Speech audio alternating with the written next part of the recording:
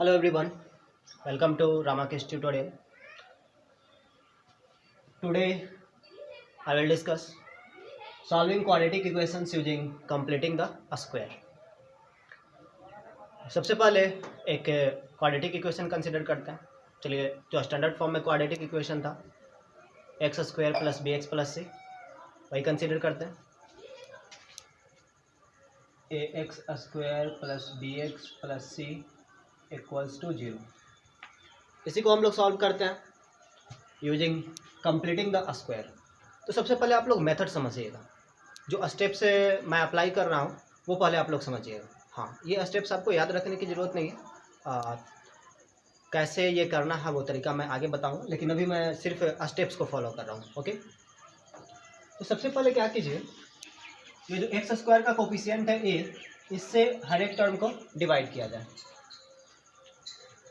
तो ए से यदि आप हर एक टर्म को डिवाइड करते हैं, dividing each term by a, we get, इसमें a से डिवाइड किया गया तो ये रहा एक्स स्क्वायर, इसमें a से डिवाइड किया गया तो ये हुआ बी एक्स अपॉन ए, और ये हुआ c अपॉन ए, और 0 अपॉन ए 0. राइट. अब आप दोनों तरफ b square upon 4a square add कीजिए, या फिर उसे हम कह सकते हैं b upon 2a to whole square add कीजिए. Adding both sides b square upon 4a square, या फिर जिसे मैं कह सकता हूँ b upon 2a to whole square, we get. दोनों तरफ जो है b upon 2a to whole square add कीजिए. तो ये हुआ x square plus b x upon A plus b upon 2a to whole square. C upon a को R H S में भेज देना. राइट. तो b upon 2a to whole square और सी अपॉन ए को हम लोग आर एच एस में भेज देते हैं. तो ये हो गया आपका माइनस सी अपॉन ए. ओके, अब देखिए, क्या इसे बी एक्स अपॉन ए को लिखा जा सकता है x square plus 2 into x into b upon 2 into x into b upon 2a. 2 और 2 कैंसिल आउट, ये टर्म है आपका b x upon a. Right. और उसके बाद ये है आपका b upon 2a to whole square. Any problem? Good. अब इसे सॉल्व कीजिए. ये है आपका b square upon 4a square minus c upon a. X square plus 2x into b upon 2a plus b upon 2a to whole square. B upon 2a को यदि आप k assume करते हैं तो आप इसे कह सकते हैं ये है x plus k to whole square, means x plus b upon 2a to whole square. Right. और यहाँ इन दोनों का एलसीएम है 4a square b square minus 4ac. Right. तो आपने क्या किया, यहाँ आपने स्क्वायर कंप्लीट किया, इसे एक कंप्लीट स्क्वायर में आपने कन्वर्ट कर दिया. राइट. इसे आपने कन्वर्ट कर दिया in the form of x plus k to whole square, where k is equal to b upon 2a is a real number. Right. ये जो फैक्ट मैंने आपको बताया इसे आप लोग याद रखेंगे. इसी का यूज हम लोग जो है हर एक क्वेश्चन में करेंगे. ओके, ये जो स्टेप्स मैं लिख रहा हूँ इन स्टेप्स को याद रखने की ज़रूरत नहीं है. इसके हेल्प से जो है मैं सिखाऊंगा आपको कि किस तरीके से कंप्लीटिंग द स्क्वायर मेथड से जो है आप लोग सॉल्व कर सकते हैं क्वाड्रेटिक इक्वेशंस को. चलिए, तो यहाँ पर आपको मिला x plus b upon 2a to whole square is equal to b square minus 4ac upon 4a square. चलिए, काम कीजिए, दोनों तरफ स्क्वायर रूट लगाइए. तो ये आपका हो जाएगा स्क्वायर रूट लगाने पे ये स्क्वायर कैंसिल हो जाता है और इस साइड में आपका RHS में b square minus 4ac upon 4a square x plus b upon 2a equal to. तो देखिए, तो यदि आप स्क्वायर रूट लगाते हैं तो ये जो वैल्यू मिलेगा ये पॉजिटिव भी मिलेगा और नेगेटिव भी मिलेगा, क्योंकि देखिए यदि मैं बोलता हूँ √4 का वैल्यू क्या है, तो √4 का वैल्यू +2 भी हो सकता है और -2 भी हो सकता है, क्योंकि +2 का स्क्वायर भी 4 होगा और -2 का स्क्वायर भी 4 होगा।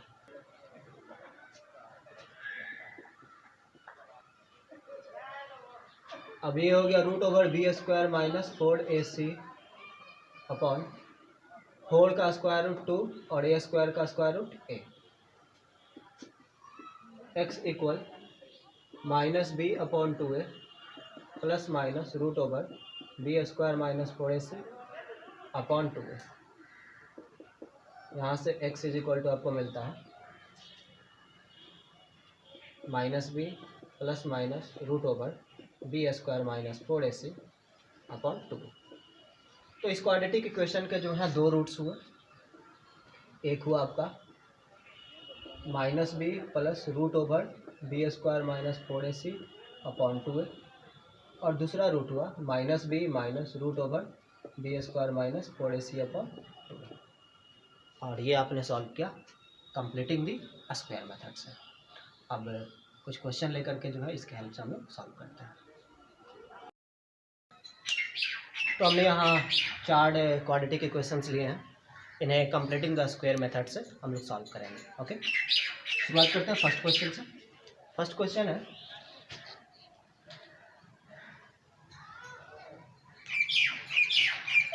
(4x² plus 4√3x plus 3 is equal to 0।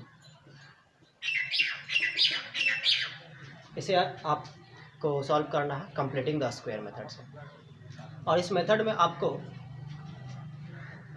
इस इक्वेशन को कन्वर्ट करना है इस फॉर्म में x plus k² whole square के फॉर्म में, जहाँ k एक रियल नंबर है। ओके, k कोई भी रियल नंबर हो सकता है। तो इस फॉर्म में इस इक्वेशन को लाने के लिए इस इक्वेशन को पहले लाना होगा इस फॉर्म में x² plus 2 into k into x plus k² के फॉर्म में, राइट। तो हमारी कोशिश होगी कि हम इस इक्वेशन को इस फॉर्म में कन्वर्ट करें, और जब इस फॉर्म में ये आ जाता है तब इसे हम लोग लिख पाएंगे x plus k² whole square, और वहाँ k क्या है, k एक रियल नंबर है।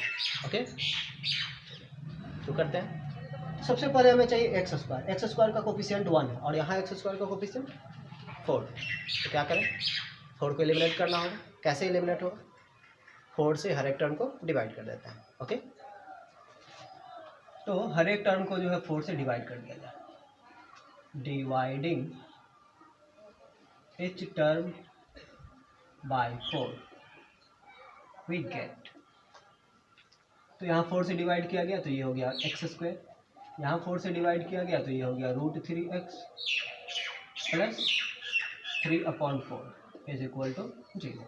ओके, इतना करने के बाद ये जो दो टर्म है, फर्स्ट टू टर्म्स x² और √3x, मतलब x² वाला टर्म और x वाला टर्म, इन दोनों को LHS में रखेंगे और बाकी जो कांस्टेंट है उसे RHS में ले देंगे। x² plus √3x is equal to -3/4। Okay, अब ये जो टर्म है ये आपका फर्स्ट टर्म मिल चुका है x², और ये जो दूसरा टर्म है इसे आपको लिखना होगा 2kx के फॉर्म में, जहाँ k कोई भी रियल नंबर हो सकता है, राइट। तो √3x जो है ये 2kx के इक्वल है। या देखिए रफ करता हूँ मैं, 2kx is equal to √3x, x और x कैंसिल आउट, तो यहाँ से k का वैल्यू आपको क्या मिलता है, √3/2, राइट। तो हम इसे लिख सकते हैं x² प्लस 2 इंटू k का value √3/2 into x. Any problem? तो ये सेकंड टर्म भी आपको मिल गया। अब क्या चाहिए, k², तो k² आप ऐड कीजिए, k² का वैल्यू है √3/2 का होल स्क्वायर। यदि आपने LHS में ये नंबर ऐड किया तो आपको RHS में भी ऐड करना चाहिए, √3/2 का होल स्क्वायर, और ये पहले से था -3/4। अब ये हो गया x प्लस के का होल स्क्वायर, यानी x प्लस √3/2 का होल स्क्वायर। √3 का स्क्वायर 3 और 2 का स्क्वायर 4, तो ये हो गया 3/4 और ये भी 3/4, आपको मिला 0। Any problem? गुड। अब आप इसे लिख सकते हैं x plus √3/2 is equal to 0। Okay, तो यहाँ से x का वैल्यू आपको मिलता है -√3/2। ये हो गया फर्स्ट क्वेश्चन का सॉल्यूशन। अब नेक्स्ट क्वेश्चन पर आते हैं। नेक्स्ट क्वेश्चन है 2x² plus x minus 4 equal to 0। Again इसे कन्वर्ट करना है x प्लस के का होल स्क्वायर के फॉर्म में, राइट? कैसे होगा? तो सबसे पहले आपको x² का कोफिशिएंट 1 बनाना है और इसके लिए 2 से आप डिवाइड कर देंगे। तो 2 से जब डिवाइड करेंगे तो ये होगा x² plus x/2 minus 2 is equal to 0। Okay, और फिर x² plus x/2 constant term को RHS में भेज देते हैं। गुड। अब ये आपको मिल गया x² और आपको चाहिए 2kx। तो यहाँ पर 2kx किसके इक्वल है? x/2 के इक्वल है। x और x कैंसिल आउट, यहाँ से k का वैल्यू आपको मिल जाएगा 1/4। तो आप लिख सकते हैं x² plus 2 into 1/4 into x। इसे आप सॉल्व करेंगे तो आपको अगेन x/2 ही मिलेगा। ओके, तो आपने 2kx भी ढूंढ लिया। और क्या चाहिए? k²। तो k² ऐड करेंगे, k का वैल्यू आपने निकाला 1/4। 1/4 का स्क्वायर ऐड किए LHS में, तो RHS में भी ऐड करेंगे 1/4 का स्क्वायर, और पहले से यहाँ था 2। अब इसे आप लिख सकते हैं x प्लस 1/4 का होल स्क्वायर, और इसे आप सॉल्व करेंगे तो ये 1/16 प्लस 2 x प्लस 1/4 का whole square is equal to, ये आपको मिलेगा 33/16। x plus 1/4 equal to plus minus √33/16 का square root 4। x is equal to आपको मिला -1/4 प्लस माइनस √33/4। x के वैल्यूज आपको मिलते हैं -1 प्लस माइनस √33/4। ये रहा x का वैल्यू। ओके, अब हम लोग आते हैं थर्ड क्वेश्चन। ओके, तो थर्ड क्वेश्चन मैंने बोर्ड पर लिख लिया है। ये 2x² minus 7x plus 3 equal 0। First term x² बनाना, इसके लिए 2 से डिवाइड करेंगे, तो ये हो गया आपका x² minus 7x/2 plus 3 is equal to 0। Constant term को RHS में भेज देते हैं। x² minus 7x/2 equal to -3। Okay, अब क्या करें? अब ये 7x/2 जो है ये 2kx के इक्वल होगा, राइट? तो 2kx से इसे इक्वेट कराते हैं। x कैंसिल आउट, k का वैल्यू यहाँ से आपको मिलता है 7/4।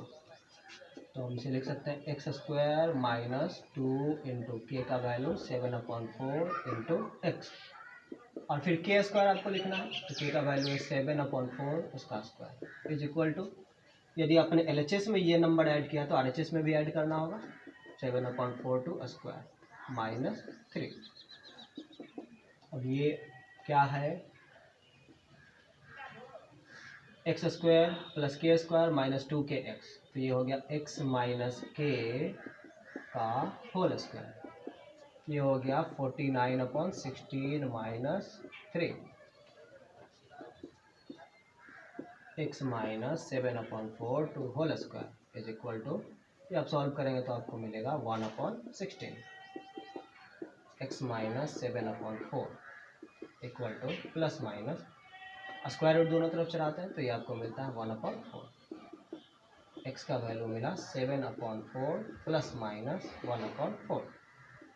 x का वैल्यू आपको मिला 8/4 और फिर 6/4, 8/4 और 6/4, यानी 2 और 3/2। ये दो जो है थर्ड क्वेश्चन के आंसर में।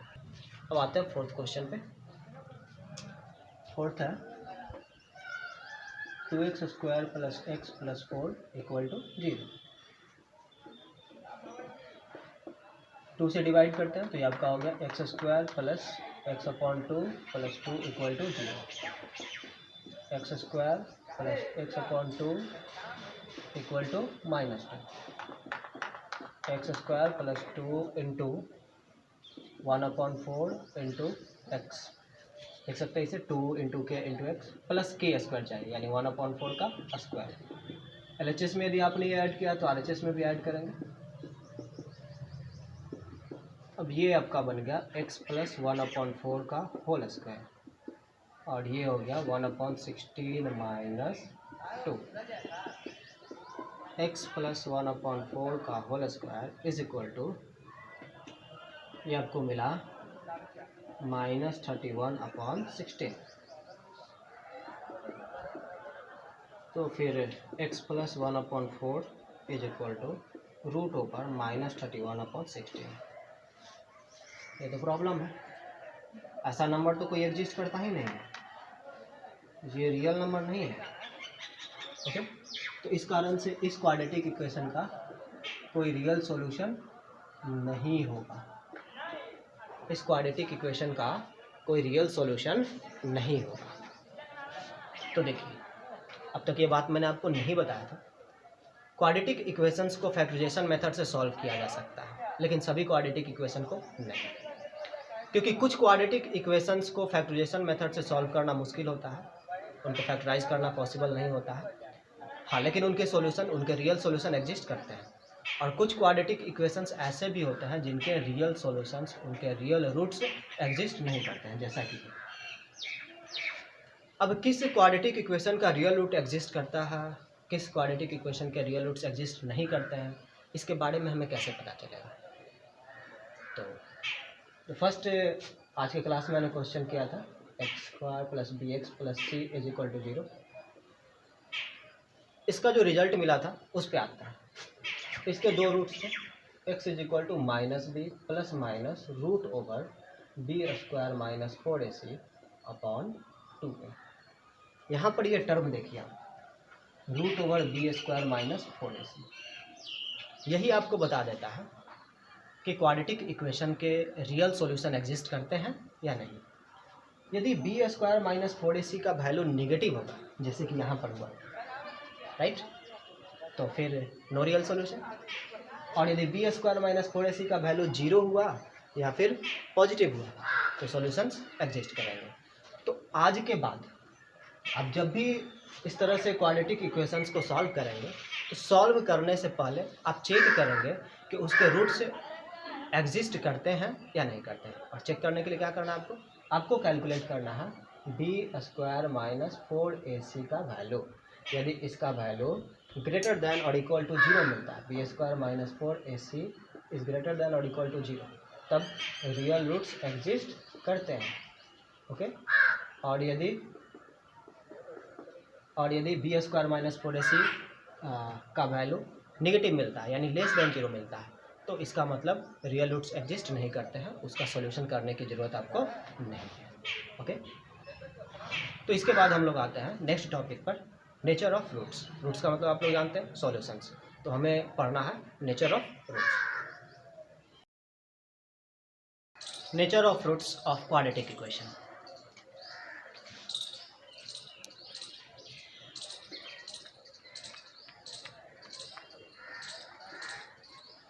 देखिए, क्वाड्रेटिक इक्वेशन कंसीडर कीजिए x square plus b x plus c equal to 0। इसके जो सॉल्यूशंस हैं वो है -b plus minus root over,